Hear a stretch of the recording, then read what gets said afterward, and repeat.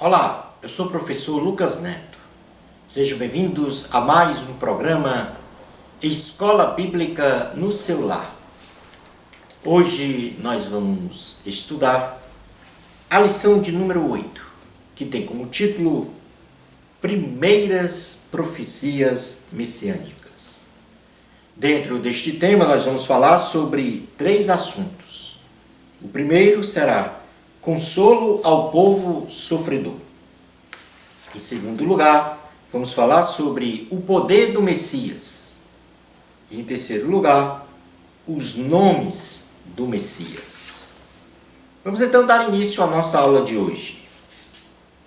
O profeta Isaías, chamado e purificado pelo Senhor, passa agora a anunciar, do capítulo 7 ao capítulo 12 do livro de sua autoria, o que iria acontecer com o reino de Judá, em face de suas iniquidades e injustiças, no contexto daquela época, e também ele anuncia as profecias messiânicas, no que diz respeito à promessa da vinda do Messias, o nascimento de Cristo e o seu reinado eterno. Vamos dar então início desta lição trabalhando o primeiro título do item 1, que é o primeiro tema, melhor dizendo, do item 1, consolo ao povo sofredor. E nós iniciamos explicando esse consolo ao povo sofredor diante do iminente ataque da Síria e de Israel, reino do norte. Os dois fizeram aliança contra Judá, reino do sul. A aliança do rei Peca, de Israel, reino do norte, e do rei Rezim, rei da Síria, para atacar o reino de Judá, reino do sul, é anunciada ao rei Acaz, rei de Judá, que muito se angustia com a iminência deste ataque. Isaías capítulo 7, versículos 1 e 2 diz: Sucedeu nos dias de Acaz, filho de Jotão, filho de Uzias, rei de Judá, que Rezim, rei da Síria, e Peca, filho de Remalias, rei de Israel, subiram a Jerusalém para pelejarem contra ela. Porém, não prevaleceram contra ela. Deu-se aviso à casa de Davi: a Síria está aliada com Efraim.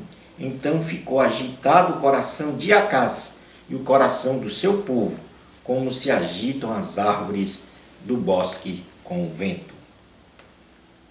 Face esse anúncio, o Senhor diz a Isaías que pegasse o seu filho, chamado Um Resto Volverá, e anunciasse ao rei Acaz que o ataque planejado pela aliança dos reis de Israel e da Síria contra o reino de Judá não lograria êxito, e que, ao passar 65 anos no tempo, o reino de Israel, reino do norte, seria totalmente destruído, conclamando ao rei Acaz que cresce na profecia para permanecer como rei. Isaías, capítulo 7, versículos 3 ao 9, diz: Disse o Senhor a Isaías: Agora sai tu com teu filho, que se chama Um Resto Volverá, ao encontro de Acaz, que está na outra extremidade do aqueduto do açude superior, junto ao caminho do campo do lavadeiro, e diz-lhe: Acautela-te, aquieta-te, não temas, nem se desanime o teu coração por causa destes 2 tocos de tições fumegantes, por causa do ardor da ira de Rezim e da Síria e do filho de Remalias. Porquanto a Síria resolveu fazer-te mal, bem como Efraim e o filho de Remalias, dizendo: Subamos contra Judá e amedrotemo-lo, e o conquistemos para nós, e façamos reinar no meio dele o filho de Tabel. Assim diz o Senhor Deus: Isto não subsistirá, nem tampouco acontecerá, mas a capital da Síria será Damasco, e o cabeça de Damasco, Rezim. E dentro de 65 anos, Efraim será destruído e deixará de ser povo. Entretanto, A capital de Efraim será Samaria, e o cabeça de Samaria, o filho de Remalias. Se não crerdes, certamente não permanecereis. A profecia da vinda do Messias. Isaías, pela palavra dada pelo Senhor, anuncia ao rei Acaz, rei de Judá, que em tempo futuro viria a este mundo um grande rei, através de uma virgem, cujo nome dele seria Emanuel, que quer dizer Deus conosco, sendo este Emanuel a promessa divina para a salvação, proteção e bênção do povo de Deus, ou seja, o Messias. Isaías, capítulo 7, versículos 10 a 16, fala sobre a promessa a respeito de Emanuel.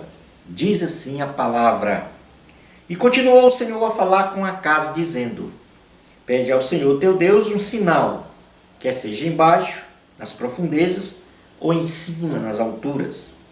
Acaz, porém, disse: Não pedirei nem tentarei ao Senhor. Então disse o profeta: Ouvi agora, ó casa de Davi. Acaso não vos basta fatigardes os homens, mas ainda fatigastes também ao meu Deus? Portanto, o Senhor mesmo vos dará um sinal. Eis que a virgem conceberá e dará à luz um filho, e lhe chamará Emanuel. Ele comerá manteiga e mel quando souber desprezar o mal e escolher o bem. Na verdade, antes que este menino saiba desprezar o mal e escolher o bem, será desamparada a terra, ante cujos dois reis tu tremes de medo. As iniquidades de Acaz e do reino de Judá. Judá e Jerusalém não obedeceram os preceitos divinos. Ao contrário, com a língua atingiram a honra de Deus e com as suas obras transgrediram a lei do Senhor. Pecavam com arrogância, e isso não poderia ter um outro fim, a não ser um severo julgamento do Senhor. Em Isaías capítulo 10, versículos 1 ao 4, diz assim a palavra do Senhor: Ai dos que decretam leis injustas, dos que escrevem leis de opressão, para negarem justiça aos pobres, para arrebatarem o direito dos aflitos do meu povo, a fim de despojarem as viúvas e roubarem os órfãos. Mas que fareis vós outros no dia do castigo, na calamidade que vem de longe? A quem recorrereis para obter socorro e onde deixareis a vossa glória? Nada mais vos resta fazer, senão dobrar-vos entre os prisioneiros e cair entre os mortos. Com tudo isto, não se aparta a sua ira, e a mão dele continua ainda estendida. Portanto, neste ponto, Acaz, ele então pede socorro ao rei da Assíria.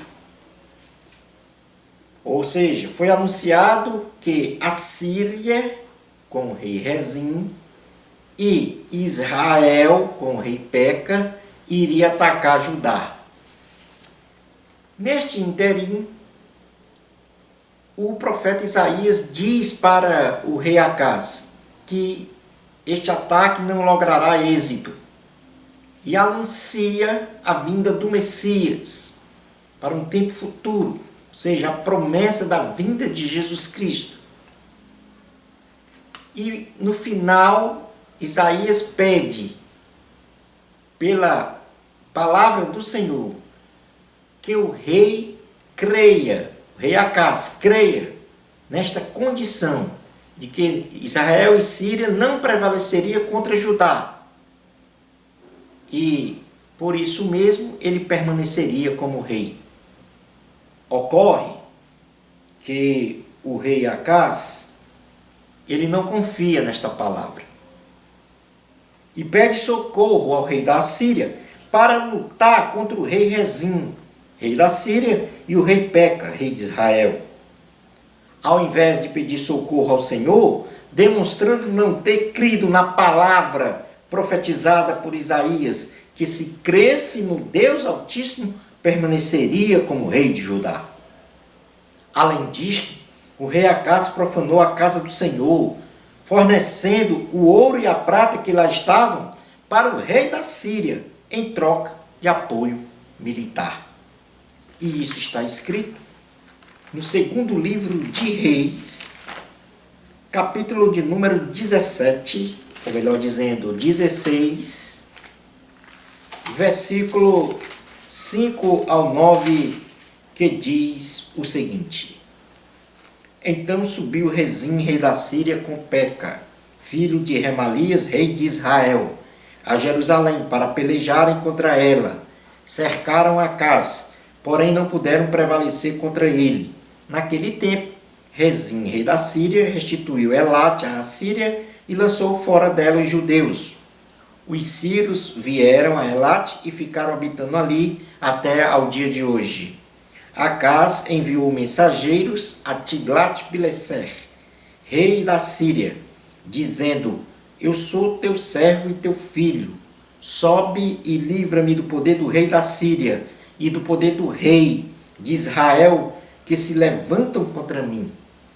Tomou Acás a prata e o ouro que se acharam na casa do Senhor e nos tesouros da casa do rei, e mandou de presente ao rei da Síria. O rei da Síria lhe deu ouvidos, subiu contra Damasco, tomou-a, levou o povo para Kir e matou a Rezim. A profecia da invasão assíria sobre Judá. O Deus onipresente, onipotente, onisciente, pode usar os incrédulos para disciplinar ou abençoar o seu povo, visando sempre realizar a sua vontade, ratificando que ele controla todas as coisas no universo criado. A nação assíria é comissionada a atacar Judá por causa da indignação do Senhor contra Judá. Ou seja, a mesma Síria que ajudou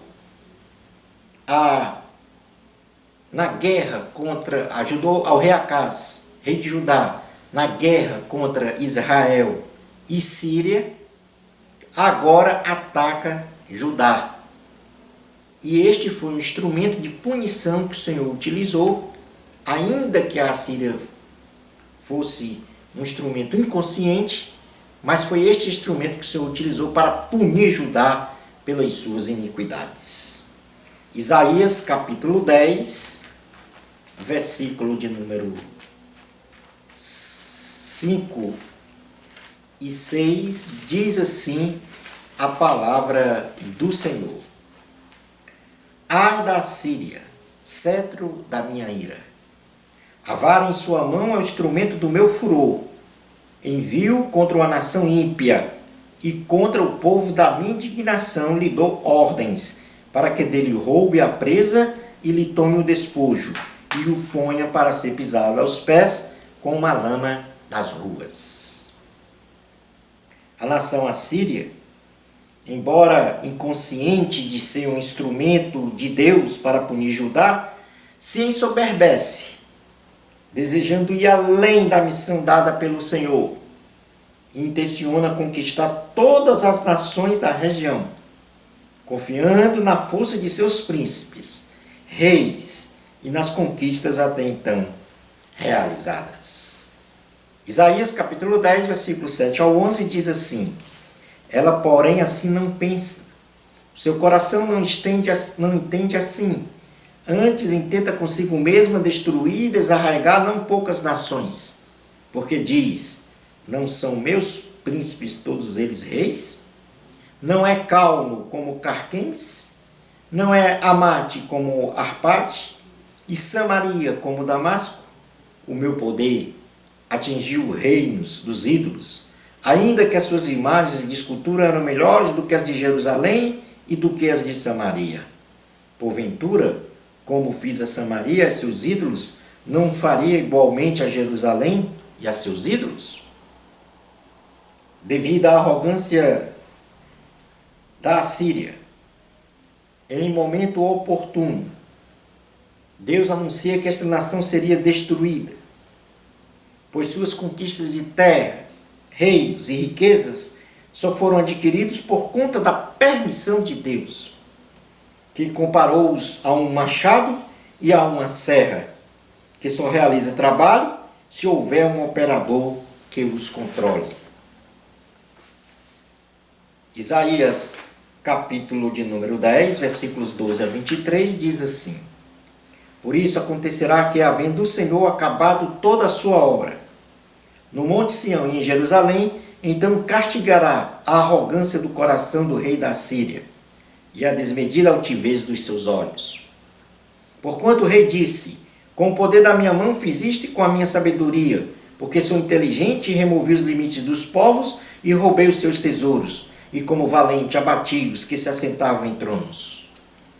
Meti a mão nas riquezas dos povos, como a um ninho, e como se ajuntam os ovos abandonados, assim eu ajuntei toda a terra. E não houve quem movesse a asa, ou abrisse a boca, ou piasse. Porventura gloriar-se-ia o machado contra o que corta com ele? Ou presumirá a serra contra o que a maneja? Seria isso como se a vara brandisse os que a levantam, ou o bastão levantassem a quem não é pau. Pelo que o Senhor dos exércitos, enviará a tísica contra os seus homens, todos gordos, e debaixo de sua glória acenderá uma queima, como a queima de fogo. Porque a luz de Israel virá a ser como fogo, e o seu santo como labareda, que abrase e consuma os espinheiros e os abrolhos da Síria, num só dia. Também consumirá a glória de sua floresta e do seu campo fértil, desde a alma até o corpo, e será como quando um doente se definha. O resto das árvores da sua floresta será tão pouco que um menino saberá escrever o número delas.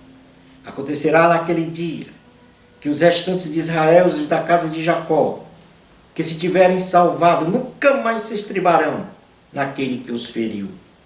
Mas com efeito se estribarão no Senhor, o Santo de Israel. Os restantes se converterão ao Deus forte, sim, os restantes a Jacó, porque ainda que o teu povo, ó Israel, seja como a areia do mar, o restante se converterá.